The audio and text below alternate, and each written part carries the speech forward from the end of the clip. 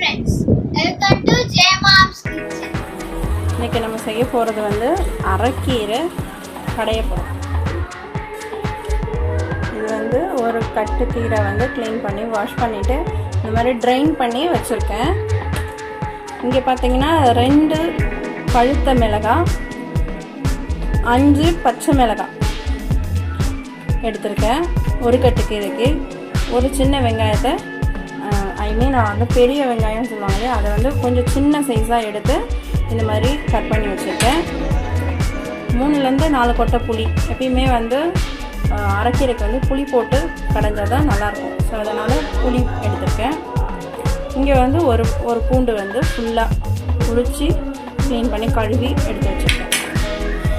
அடுத்தது பார்த்திங்கன்னா ஒரு 4 தக்காளி, நல்லா பெரிய தக்காளியாக 4 தக்காளி பழுத்த தக்காளியாக எடுத்து கட் பண்ணி வச்சுருக்கேன். தக்காளி நம்ம புளியை விட தக்காளி நிறையா சேர்த்தோன்னா நம்மளுக்கு அந்த கீரையோட டேஸ்ட் ரொம்பவே சூப்பராக இருக்கும். இப்போ இது எல்லாத்தையுமே ஒன்று ஒன்றா நம்ம வந்து ஒரு குக்கர் இந்த மாதிரி வாஷ் பண்ணி க்ளீன் பண்ணி வச்சுருக்க குக்கர் எடுத்துகிட்டு அதில் எல்லாத்தையும் ஒன்று ஒன்றா நம்ம இப்போ சேர்க்க போகிறோம்.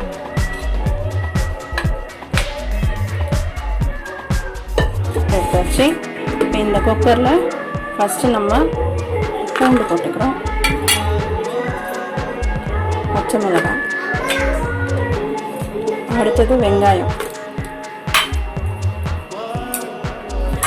எடுத்து வச்சுருக்க புளியும் இதில் சேர்த்துடுறேன், கட் பண்ணி வச்சுருக்க தக்காளியை சேர்த்துடுறோம். ஏன்னா நம்ம க்ளீன் பண்ணி வாஷ் பண்ணி ட்ரைன் பண்ணி வச்சுருக்க இந்த கீரையை இதில் சேர்த்துடுறோம். இது வந்து அரைக்கீரை. இதே ஸ்டைலில் வந்து நம்ம வந்து முளைக்கீரையும் செய்யலாம்.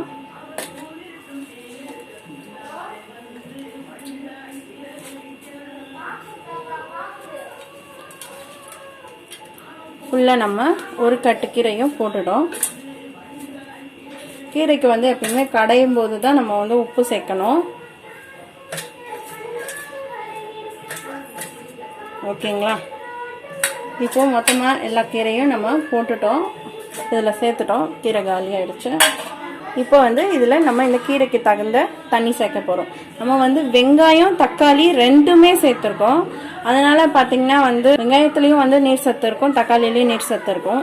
ஸோ வந்து நம்ம கீரைக்கான தண்ணி மட்டும் சேர்க்கணும். ஏன்னா நம்ம வந்து ஃபுல்லாகவே வந்து வெங்காயம் நான் வந்து ஒரு 1/2 லிட்டர் சொம்பில் 1/2 லிட்டர் தண்ணி சேர்த்துருக்கேன். இப்படி அமுக்கி பார்த்தோன்னா தெரியும். இங்கே பாருங்கள், கொஞ்சமாவது மூழ்கிற மாதிரி வைக்கணும். அப்போ தான் வந்து நம்மளுக்கு கீரை வந்து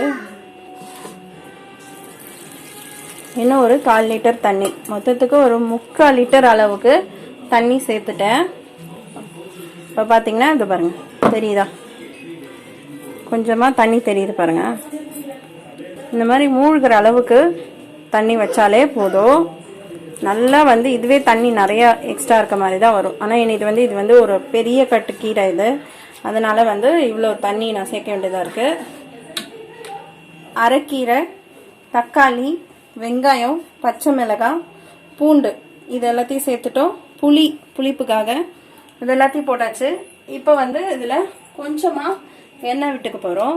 எது வேக வச்சாலும் கொஞ்சமாக எண்ணெய் விடுவோம் இல்லையா? 1/4 டீஸ்பூன் அளவுக்கு எண்ணெய் சேர்த்துருக்கேன். இதை வந்து மூடிட்டு நம்ம வந்து விசில் போட்டுடலாம். இப்போ பார்த்தீங்கன்னா நம்ம வந்து எல்லாமே போட்டுட்டோம், தண்ணி ஊற்றிட்டோம், எண்ணெய் லைட்டாக விட்டுருக்கோம். இந்த ஸ்டேஜில் நம்ம வந்து மூடி போட்டு மூடிடலாம். இப்போ இதை வந்து நம்ம ஸ்டவ்வில் வச்சுட்டு ஒரு விசில் வந்தாலே போதும், நல்லா வெந்துடும் குக்கரில் போட்டோன்னா. ஸோ இப்போ பார்த்தீங்கன்னா குக்கர் வந்து ஸ்டவ்வில் வச்சுட்டோம். ஒரு விசில் வரட்டும். வந்த பிறகு அதை எடுத்து நம்ம கடைய போகிறோம். இந்த பக்கம் பார்த்தீங்கன்னா சாதம் வெந்துடுச்சு, வடித்து விட்டுட்டேன். நெக்ஸ்ட்டு நம்ம வந்து கீரைக்கு சைடிஷாக வந்து சேப்பங்கிழங்கு தான் செய்ய போகிறேன். சேப்பங்கிழங்கு பார்த்தீங்கன்னா நிறைய மண் இருக்கும், அதனால் இந்த மாதிரி தண்ணியில் போட்டு நம்ம சமைக்க ஆரம்பிக்கிறதுக்கு உள்ளே வரும்போதே இந்த மாதிரி தண்ணியில் போட்டு ஊற வச்சுடுங்க. ஊற வச்சுட்டு நல்லா இந்த மாதிரி வாஷ் பண்ணணும். இந்த மண் இல்லாமல் நல்லா வாஷ் பண்ணிவிட்டு அதை வந்து தண்ணி இல்லாமல் எடுத்துட்டு அதை ஒரு க்ளீனான கடாய் எடுத்துக்கலாம். நல்லா வந்து இது மாதிரி வாஷ் பண்ணிவிட்டு அழுக்கல போட்டுட்டு அது மூழ்கிற அளவுக்கு தண்ணி ஊற்றணும். நம்ம எவ்வளோ வந்து ஒரு 200 கிராம் அளவுக்கு சேப்பங்கிழங்கு எடுத்திருக்கேன். அது மூழ்கிற அளவுக்கு தண்ணி ஊற்றிட்டேன். கொஞ்சமாக மஞ்சத்தூள் சேர்க்கணும், கொஞ்சமாக உப்பு சேர்க்குறேன் நான். இது வந்து நம்ம வந்து தோலோடு வேக வைக்கிறதுனால கொஞ்சம் உப்பு சேர்த்தோன்னா இது கொஞ்சமாவது உப்பு இறங்கும். அதுக்கு வந்து கொதிக்கட்டும், நல்லா வேகணும். அதுக்காக ஒரு கொஞ்சமாக எண்ணெய் சுற்றி அப்படி விட்டுடலாம். இது நல்லா வந்து ஒரு கொதி வரட்டும். ஒரு 5 to 10 minutes வேகணும். இது 5 to 10 minutes வெந்த பிறகு நம்ம அடுத்தது தோல் உரிச்சிட்டு இதை க்ளீன் பண்ணணும். இது கொஞ்ச நேரம் வேகட்டும். வெந்த பிறகு உங்களுக்கு காட்டுறேன். இந்த சைட் பார்த்தீங்கன்னா விசில் போட்டு குக்கர் வச்சாச்சு. அந்த சைடில் வந்து சாதம் வடித்து விட்டாச்சு, அதை நிமித்தணும். ஸோ இன்றைக்கி லன்ச் மெனு ரெடி ஆகிட்டுருக்கு. இதை வந்து குக்கர் விசில் வந்த பிறகு நான் காட்டுறேன்.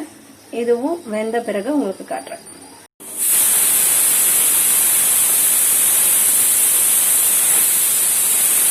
இந்த மாதிரி நான் சட்டி, பருப்பு கடையிற சட்டி இருக்கு இல்லையா, இதில் தான் வந்து நான் வந்து கீரை கடைய போகிறேன்.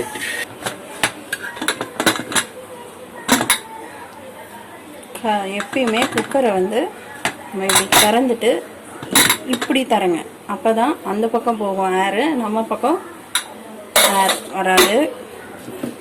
இது பார்த்திங்கன்னா நல்லா வெந்துடுச்சு. இங்கே பார்த்திங்கன்னா வந்து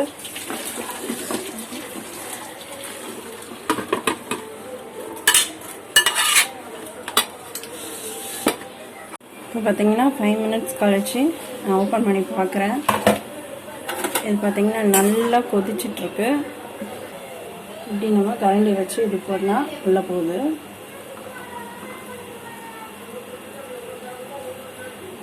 இதை ஆஃப் பண்ணிவிட்டு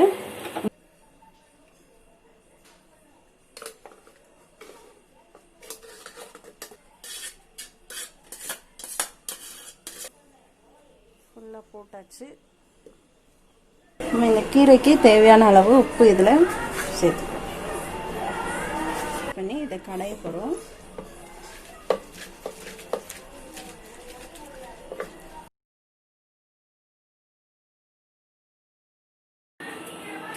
இப்போ பார்த்தீங்கன்னா நான் கடைஞ்சி முடிச்சிட்டேன். இதுதான் இருக்கு.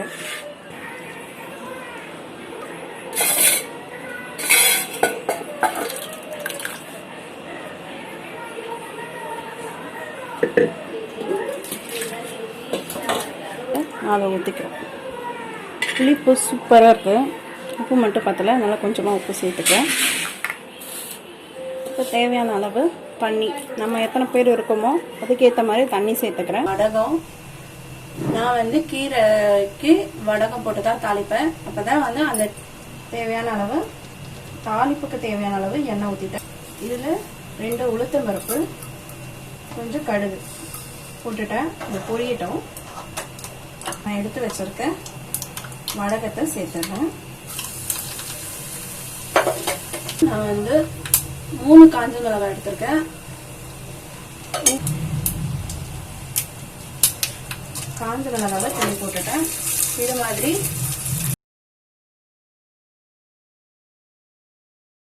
நல்லா கடைஞ்சி வச்சிருக்க கீரையில இந்த தாளிப்பை போட்டுட்டோம். தாளிப்பு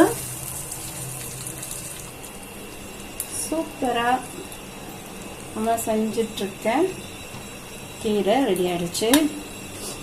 தாளிப்பில் கொஞ்சம் கீரையை எடுத்து போட்டு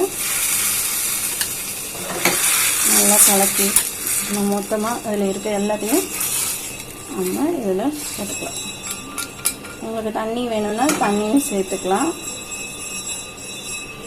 கீரை ரெடி ஆயிடுச்சு.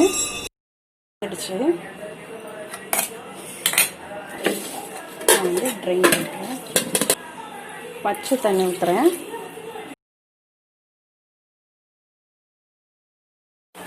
இப்போ பார்த்தீங்கன்னா நம்ம வந்து ஃபுல்லாக எல்லாத்தையும் தோல் உரிச்சிட்டோம்.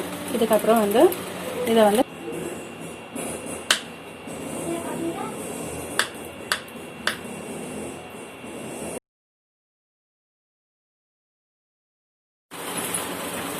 இப்போ பார்த்தீங்கன்னா நான் வந்து கட் பண்ணி வச்சுட்டேன். அடுத்தது இதை தாளிக்க போகிறோம். நான் தாளிக்கிறது உங்களுக்கு காட்டுறேன்.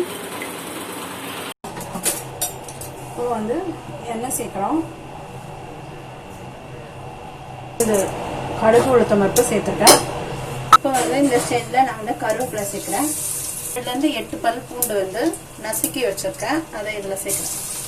இந்த ஸ்டேஜில் நம்ம வந்து கட் பண்ணி வச்சுருக்கேன் சேப்பங்கிழங்கு இதெல்லாம் சேர்க்குறோம். இந்த மாதிரி செஞ்சு கொடுத்தீங்கன்னா சேப்பங்கிழங்கு சாப்பிடாதவங்க வந்து சாப்பிடுவாங்க. நீங்களும் வீட்டில் ட்ரை பண்ணி பாருங்க. டீஸ்பூன் அளவுக்கு இஞ்சி பூண்டு விழுதும் இதில் நான் சேர்க்குறேன். அதுதான் 1 டீஸ்பூன் 2 டீஸ்பூன் போட்டிருக்கேன். 2 டீஸ்பூன் மிளகாத்தூள் சேர்த்துட்டோம். நல்லா இதை கிளற போகிறோம். கிளறிட்டு சுற்றி கொஞ்சமாக எண்ணெய் சேர்த்து இறக்க வேண்டியதுதான்.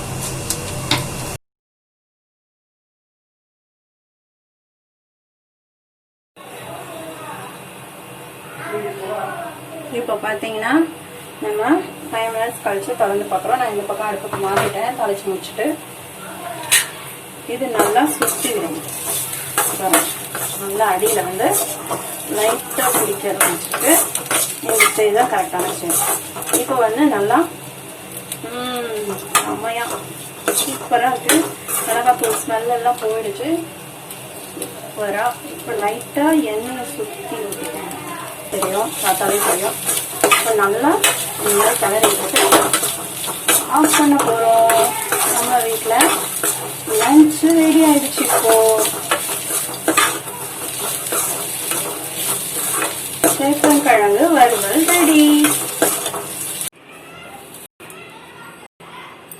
இப்போ பார்த்தீங்கன்னா சூடாக சூப்பராக சாதம், அரைக்கீரை, சேப்பங்கிழங்கு வறுவல் ரெடி ஆயிடுச்சு.